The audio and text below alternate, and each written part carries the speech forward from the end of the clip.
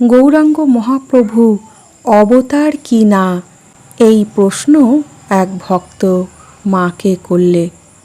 মা উত্তরে বললেন, দেহধারী একজন মানুষকে অবতার বলে ধরে নেওয়া সহজ নহে।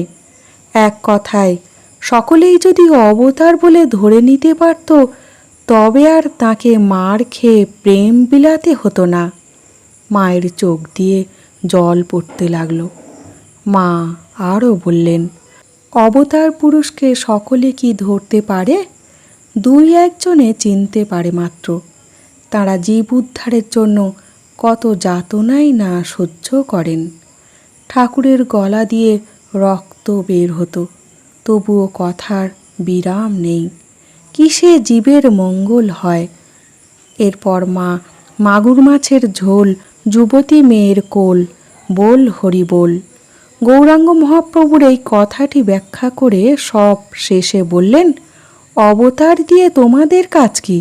যার যার গুরুই তার কাছে অবতারের চেয়ে অনেক বড় জিনিস, এই মনে করে বসে থাকো।